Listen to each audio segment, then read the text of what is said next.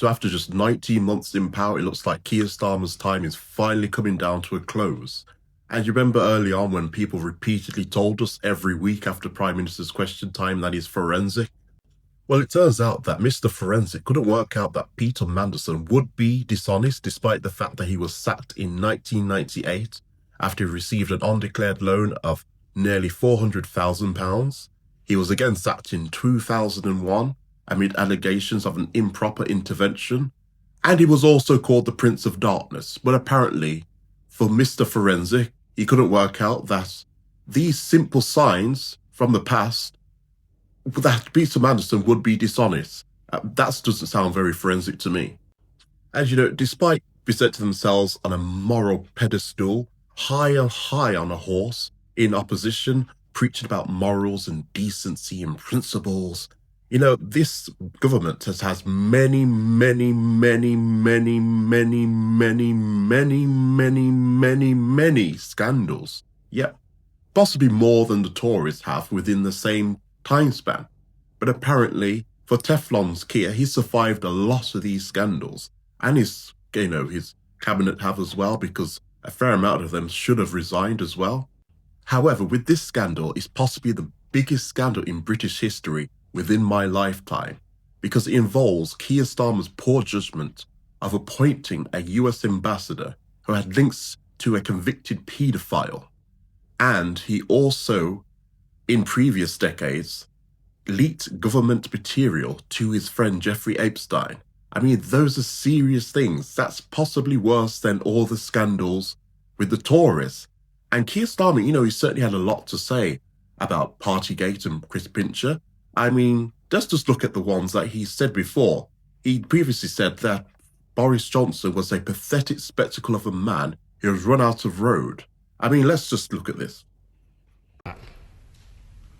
Well, there we have it. After months of deceit and deception, the pathetic spectacle of a man who's run out of road. His defence that he didn't realise he was at a party. It is so ridiculous that it's actually offensive to the British public. Right. Okay, so at this moment in time, Keir Starmer still hasn't resigned. Surely he's not trying to ride it out, because this is what he said to Boris Johnson in 2022. Is the Prime Minister really so contemptuous of the British public that he thinks he can just ride this out?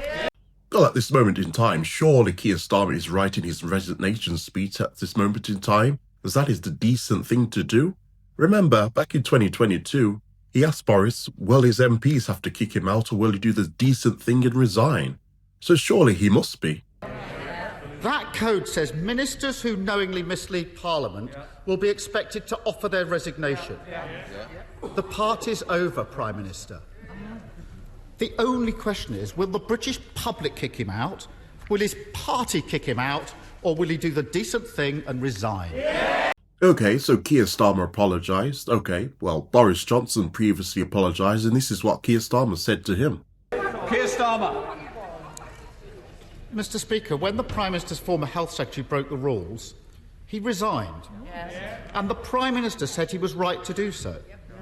When the Prime Minister's spokesperson laughed about the rules being broken, she resigned.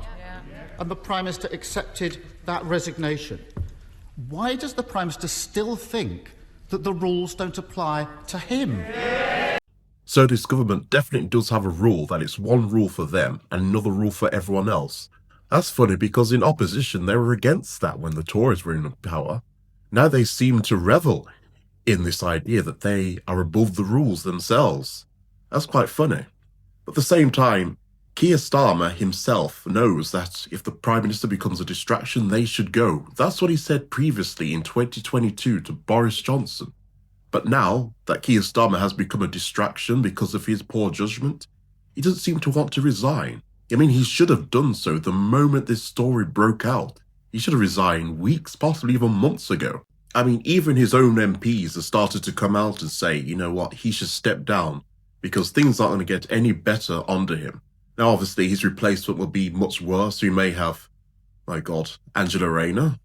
We could have Ed Miliband. We could even have David Lammy, yes. I mean, I laugh, but at the same time, it would be an international joke if any of those three were in power. That's why we do actually need a general election if he steps down, because this Labour government has shown that it's incompetent, corrupt. It's everything that it turned out to be that they accuse the Tories of being in power. In fact, I'd say they're even worse, much, much worse, to be honest with you. They're unpatriotic. They don't care about standards at all. I mean, I don't know why they preached about standards so much when they didn't have any decency or moral in their cabinet at all. And, I do agree with the general election point, because if we just look back at what they've said in the past, they certainly do agree with the point of having a general election. Now, if we just take a look at what Angela Rayner said, she said, no mandate, no one voted for this general election now. Okay, so when Keir Starmer resigns, hopefully she'll say the same thing. And, she's not in favour of anyone crowning a prime minister. Okay. Nobody voted for that, so she wants a general election in that scenario. And there's other ones as well, where she says Britain now faces a clear and avoidable choice: stability and strong government with Labour, or yet more chaos with the Tories.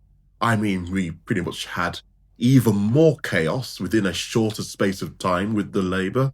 So that prediction didn't work out well at all.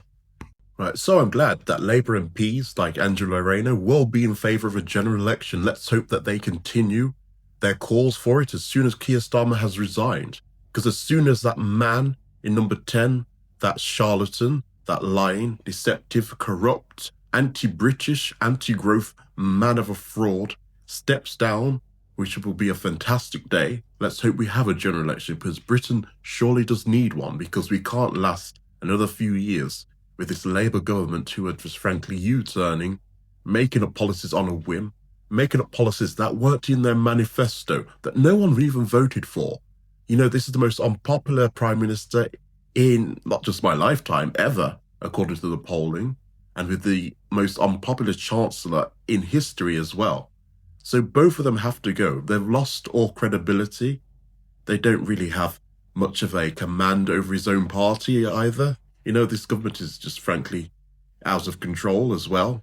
So it all needs to go, not just Keir Starmer, the whole government frankly needs to go as soon as possible. So let's have a general election as soon as possible.